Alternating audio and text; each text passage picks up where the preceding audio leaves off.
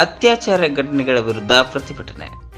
ದೇಶದಾದ್ಯಂತ ಹೆಚ್ಚುತ್ತಿರುವ ಅತ್ಯಾಚಾರ ಪ್ರಕರಣಗಳ ವಿರುದ್ಧ ಶಿರಾಳಕೊಪ್ಪ ಎಸ್ಐಒ ಘಟಕದಿಂದ ಪ್ರತಿಭಟನೆ ನಡೆಸಿದರು. ಶಿರಾಳಕೊಪ್ಪ ಕೋಲ್ಕತ್ತಾದ ಆರ್ಜಿಕರ್ ವೈದ್ಯಕೀಯ ಕಾಲೇಜಿನಲ್ಲಿ ಮಹಿಳಾ ವೈದ್ಯೆಯ ಮೇಲೆ ನಡೆದ ಭೀಕರ ಅತ್ಯಾಚಾರ ಮತ್ತು ಕೊಲೆಯನ್ನು ಖಂಡಿಸಿ ಬಸ್ ನಿಲ್ದಾಣ ವೃತ್ತದಿಂದ ಪ್ರತಿಭಟನೆ. ಅತ್ಯಾಚಾರಿಗಳಿಗೆ ಕಠಿಣ ಶಿಕ್ಷೆ ವಿಧಿಸುವಂತೆ ಒತ್ತಾಯಿಸಿ ಹೆಚ್ಚುತ್ತಿರುವ ಅತ್ಯಾಚಾರ ಪ್ರಕರಣಗಳನ್ನು ತಡೆಯಲು ಸಾಮೂಹಿಕ ಹೋರಾಟದ ಮಹತ್ವವನ್ನು ಉಪನ್ಯಾಸಕರು ಒತ್ತಿ ಹೇಳಿದರು.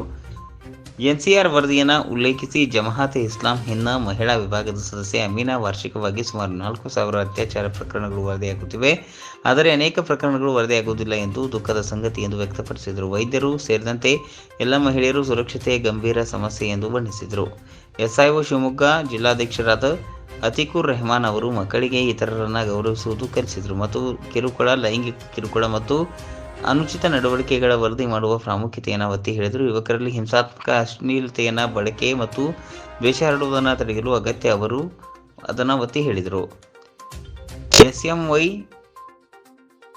ಎಸ್ವೈಎಂ ಶಿರಾಕೊಪ್ಪ ಅಧ್ಯಕ್ಷ ಆಸಿಫ್ ವಿಷಾದ ವ್ಯಕ್ತಪಡಿಸಿ, ಸಮಾಜದ ಸೂಕ್ಷ್ಮತೆಯನ್ನು ಕಳೆದುಕೊಂಡಿದ್ದು ಅತ್ಯಾಚಾರ ಘಟನೆಗಳು ಜಾತಿ, ಧರ್ಮ ದೃಷ್ಟಿಯಿಂದ ಕಾಡುತ್ತಿವೆ.